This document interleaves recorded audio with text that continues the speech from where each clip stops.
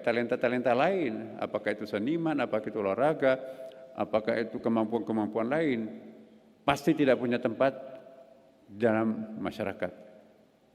Ya, karena itu kita minta ISNU nanti ini jangan bangga dengan selesai, ya, S1, S2, S3 bahkan profesor. Profesor yang tidak punya talenta itu akan jadi penjaga kampus.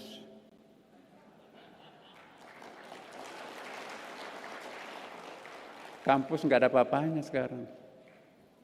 Ya, jadi saya mohon kita semua bagaimana menjadi profesor yang tidak terkurung, tidak terpenjara di kampus.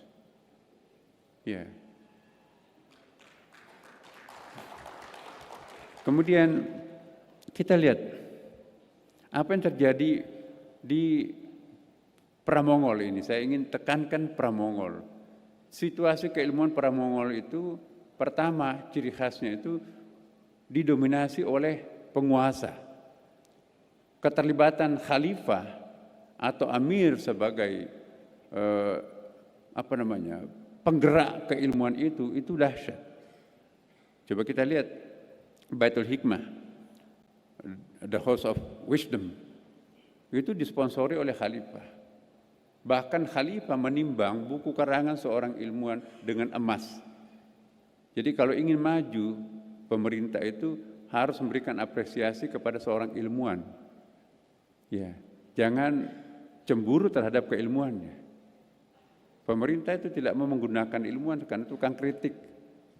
Tapi kalau kita bangsa ini ingin maju, antara birokrasi dengan keilmuan itu harus paralel. Itu yang dicapai pada masa di Golden Age of Islam pada masa itu. Yang kedua juga peranan Baghdad pada Pramongol itu sangat kuat. Ya, kita kenal ilmuwan yang sangat dahsyat ya, itu semua hampir lahir di sekitar Baghdad dan Iran ya. Jadi ada geointelektual, ada satu buku geointelektual, ada juga buku yang lain geoemosional. Saya mohon kita juga membaca buku-buku itu ya.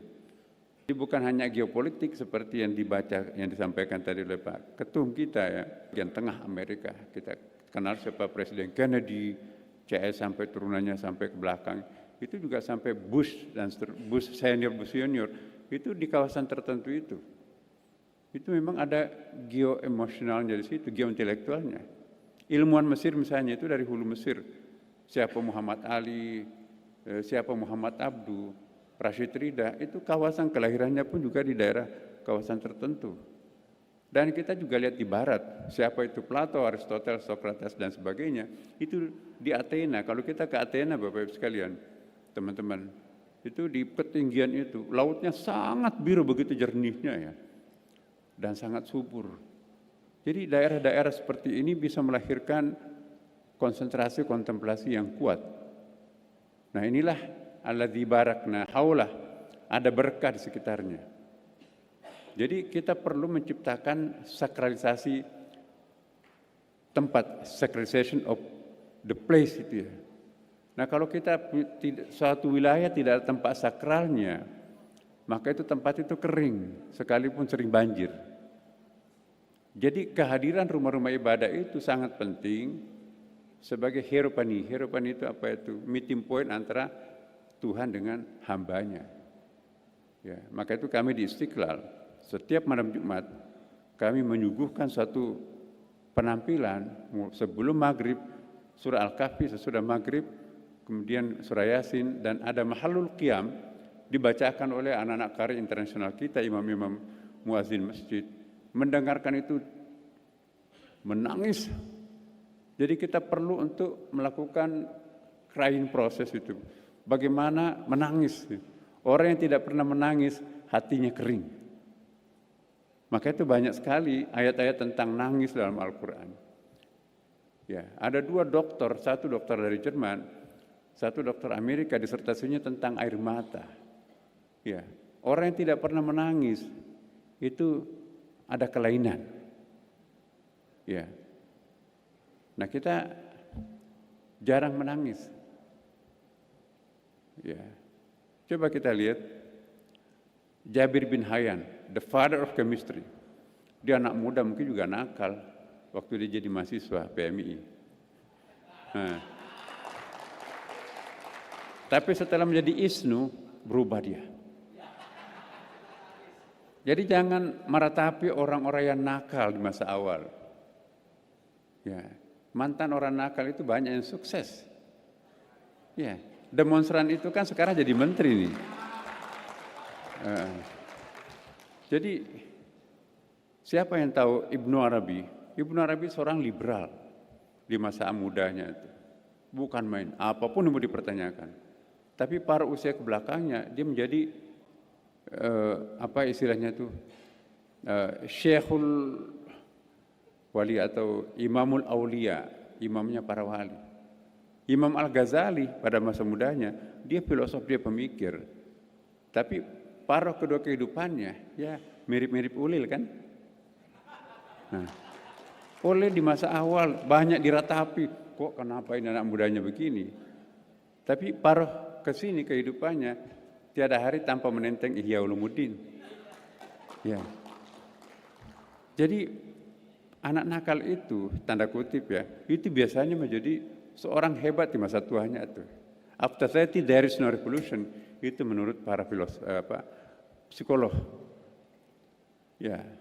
Jadi kalau orang sudah di atas 30 tahun, itu sudah enggak ada revolusi. Jadi mumpung berumur di bawah 30 tahun, lakukan trial and error. Itu gampang dimaafkan masyarakat. Tapi jangan melakukan trial and error after 30. Masyarakat tidak akan memaafkan kalau orang sudah berumur 30 tahun ke atas. Jadi ISNU tidak waktunya lagi untuk nakal-nakalan sekarang. Sudah waktunya untuk menjadi wali kira-kira. Ya. Jadi kita lihat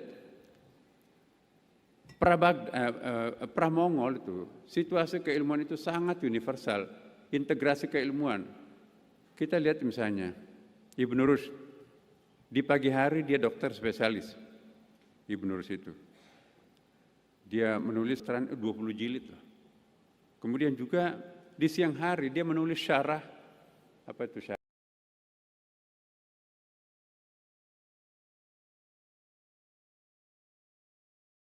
Annotation ya. Annotation itu syarah Plato dan Aristoteles. Itu kan aliran idealis itu ya kan. Rivalnya adalah Aristoteles. Jadi Plato, Aristoteles itu dia tulis dua-duanya syarahnya itu. Dan dia juga menulis satu buku yang sangat luar biasa. Ya, dia mengkritik gurunya tidak langsung karena Ibnu Rushd itu Imam Al-Ghazali wafat tahun 1111 ya. Kemudian 15 tahun setelah wafatnya Al-Ghazali, di situ hidup Ibnu Rushd. Ibnu Rushd itu membaca bukunya Tahaffutul Falasifah, kerancuan para filosof. Ya, dikritik oleh Ibnu Rushd. Tahafut, kerancuan para pengkritik filsafat.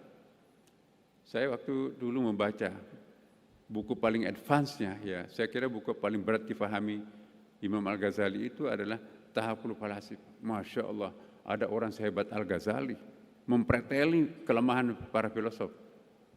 Tapi begitu membaca bukunya Ibnu Rushd, tahafut, dahsyatnya seorang Ibnu Rushd.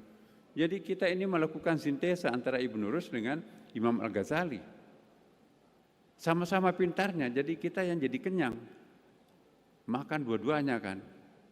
Nah jadi kalau orang nggak bisa membaca Imam Al-Ghazali, tidak baca juga Ibnu Rushd itu, ya nggak bisa melakukan apapun.